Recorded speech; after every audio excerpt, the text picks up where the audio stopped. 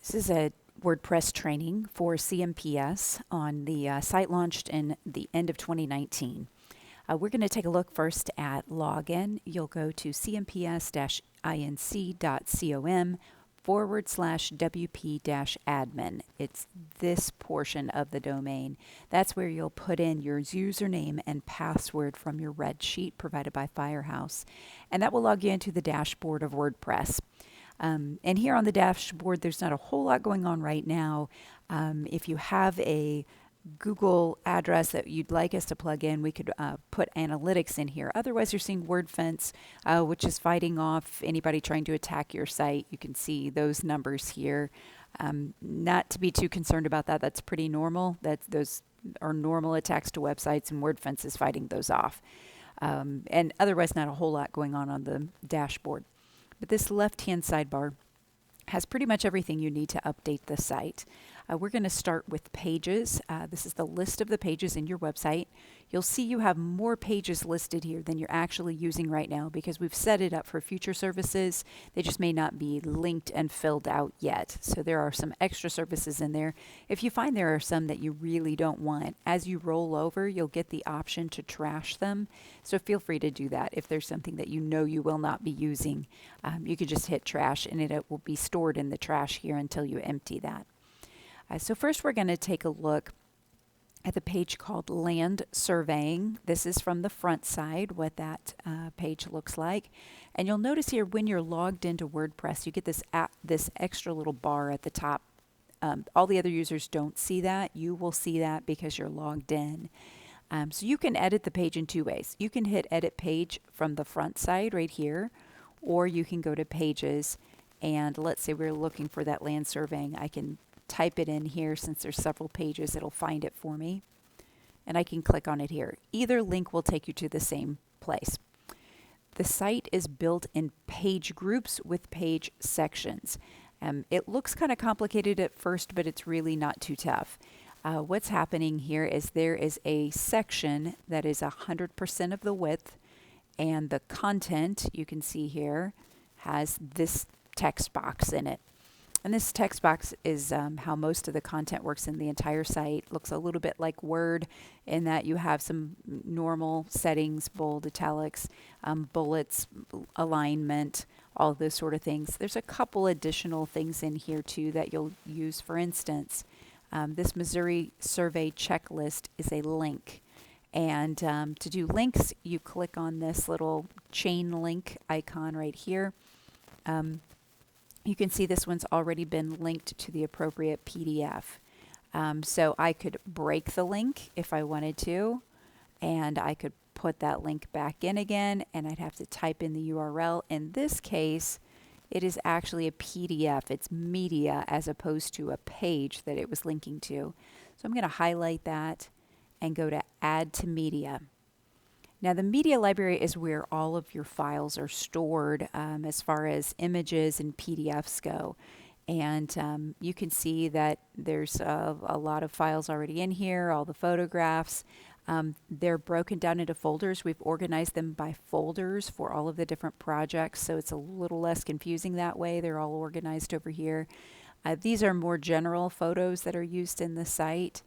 And so you would reconnect it to the appropriate PDF by just clicking on that PDF and insert the link into page. I'm not going to do all of that right now because I don't want to click the wrong one at this point. But you do that, insert into page.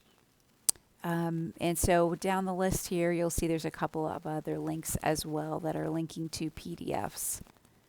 There's another one. The rest is text.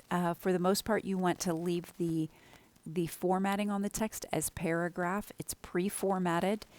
So this regular text within the page is a paragraph style.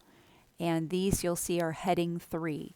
So you have options here. They are not what you see on the front side, but instead it's an indication of heading 1 being the largest title on the page, heading 2 being the second largest, heading 3, and so forth. And so in this case, these are heading 3s. They're just smaller sort of subtitles within the page. And they are pre-formatted so that they are gray and all caps and the correct font that matches. All of that is pre-formatted. As long as you select H3, it will match the rest of the site. Or in this case, here's an H2, which is a little bit larger font, and so forth. The paragraph style looks like this. It's just the general text within the page. At the very top of the page is a featured image, and that's where that comes in. You can, it's easy to remove that and set a new featured image where you'd go and pick the picture from the media library, from either one of the folders from the projects or some of these general photos that have been put into the site. And then there are a few other boxes here that we're not using at this point, could be used for future expansion. Another thing you can fill out is Yoast SEO. This is really the keywords for the page.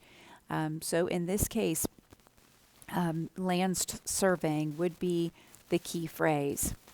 And there are a lot of keys here to make Yoast SEO happy. Right now it's sort of medium happy with this orange smiley face. But you have to add this key phrase into various places within the page to get it to a green setting, which is essentially about as good as it gets. So you have to provide it in the title, in the description, in the words that show up on the page. Land surveying. It's a good thing to do, going through each page and sort of applying the main keywords, or key phrases actually is what they're called these days, where you can use a few words as to what would my customer search for if they were trying to find me. That's a key phrase. So I'm going to leave land surveying in there. I think that's an appropriate one. Once you're done, be sure to hit the update button. The update button in the upper right is essentially the save button. And then you can also hit preview and it will show you a current version of that page. You could also go to the front side and refresh, and that would also let you see the changes. One other thing I forgot to mention, the title of the page right here. The title of the page that's put it at the very top is, as you can see, the title that's showing up over the top of the photo. So that's the title. And then the permalink is the actual link on the internet. If you wanted to send someone directly to this page, it would be this link that you're sending them to. You actually can edit that and change those. Just be cautious of that because it will break the navigation. That's something you'd have to update. So that's basically how every page is edited, including the home page. So I'm going to leave without saving those changes. If I come back here and type in home, there's the home page. You can click on that and you'll see again we're looking at a page section that's 100% of width and it has the slider in it. So let's take a look at that home page. The slider is this large image across here. We'll take a look at that in just a second, but that's essentially the placeholder for that slider. And then as we go down the page, there's a section that's 38% that says experience and the text that's in there. 24%, so this is right beside it, is the icon of the state. And then another 38% of that page, or across the width of the page, is this text about resource 1. And sure enough, there you go. This is 38, 24%, and 38%. Those are all in a row. And so if you go down the page a little further, you'll find there's a 50% section. And I believe this one just has a background picture in it.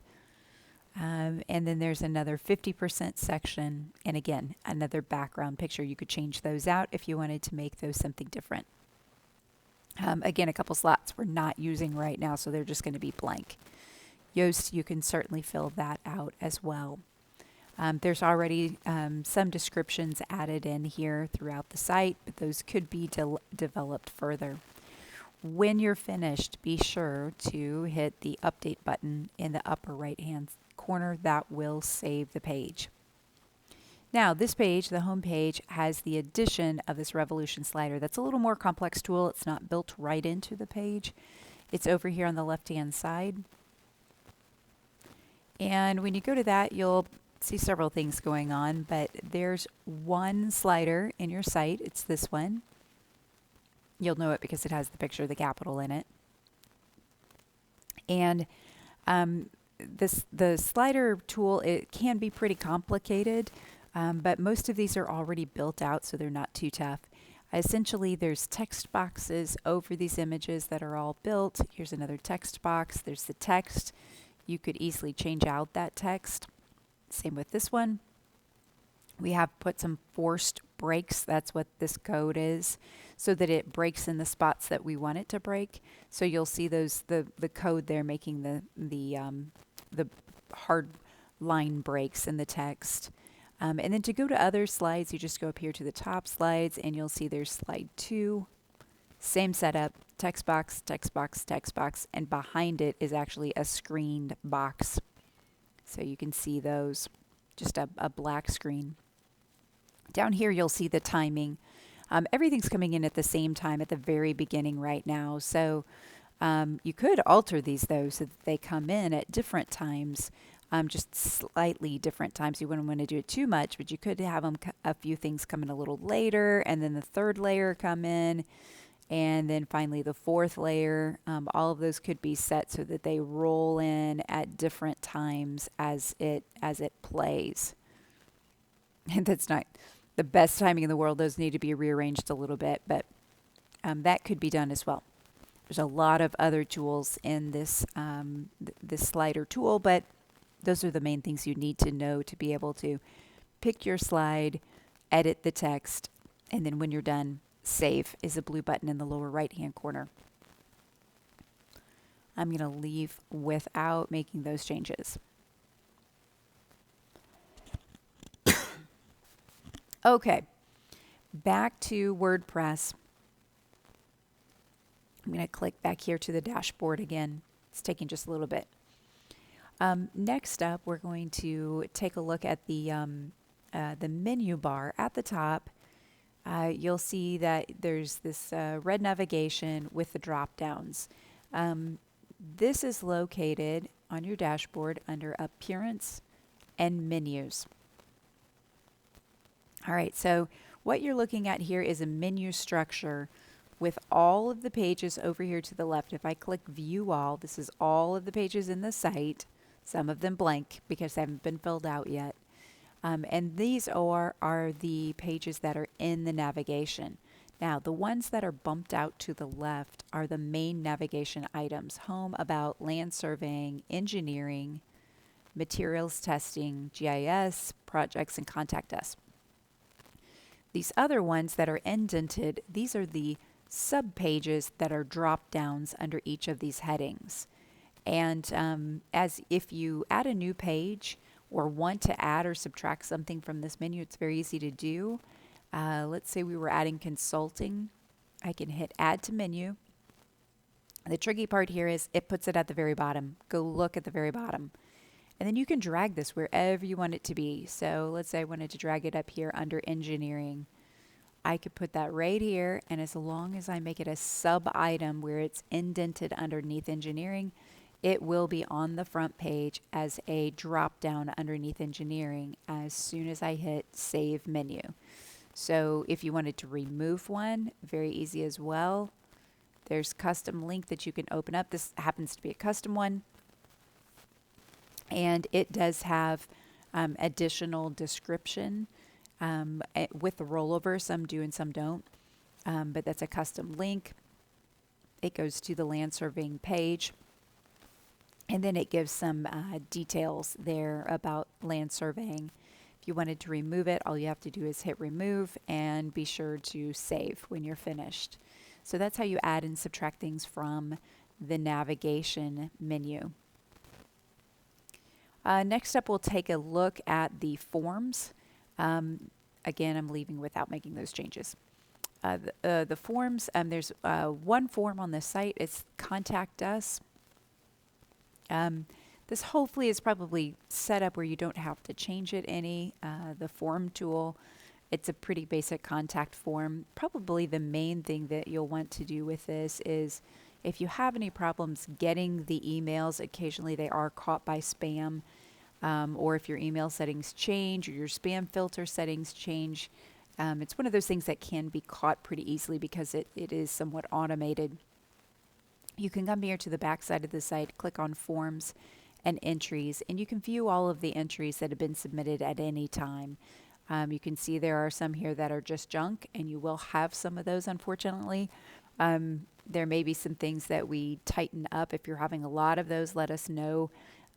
We can tighten up some of the requirements for those forms to go through.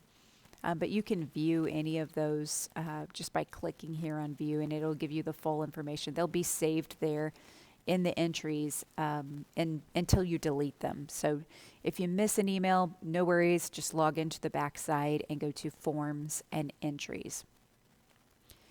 The final tool we're going to take a look at is the Project tool. So let's look at the projects on the front side. Under projects, you see this list of icons or photographs, and we're going to take a look at the Capital City High School. All of these could use more text, of course, but for now, we have services provided, we have a featured image, we have a gallery of images, and then the title. So on the back side, again, you can hit Edit Projects right there, and that'll take you to the back side. Let's look at Capital City High School on the back side. Okay, so we have at the top the title. We could fill in Yoast SEO for this one. It is using just the default template for this particular page, which is fine. There's lots of things that can be filled in here: project name, location, link, architect. All of these things right now are just not being used. They could be used if you wanted to. What is being used is the slider gallery, and so we have set up all of those galleries, and if I click on this and edit, it's taking me into the media library where all of these photos are for Capital City High School. And so I could add or subtract photos out of that just by dragging and dropping. So I could take a new photo from off my desktop and drag it in, or delete some of these out, either way. And I can certainly also create new galleries from within the media gallery and then drop it into this box too. And I do that by adding media and then selecting the appropriate gallery. Here's the Create gallery, and or I could select one of the folders of galleries to insert those in if you have a new project. Then there's services offered. These are the services that are listed off to the side here in the gray box.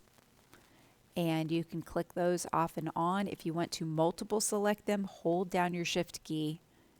And whoops, I'm gonna do. If I skip around like this, then I'm gonna have to hold down the Command key, and that will allow me to skip some and not have to select all of them. And so you can select as many as you want from that list. And then once you've got those all selected, and you can see these relate to the blank pages. We have to add the blank pages in with these services for them to show up in this list. So that's what that relates to. That's why you see all of those blank pages for right now, and they're all built out. And then after you select those, be sure that you hit Update at the top for saving it. There's also the featured image at the top. Same thing as the other pages. That can be set over here under Featured Image. It'll take you back to the media library where you can either upload your image or choose from one that's already there. And so that's about it. Most of those items are easy to change in regular locations where you can get to them. That probably the only tricky part I can think of is headers and footers, which is under Appearance and Widgets.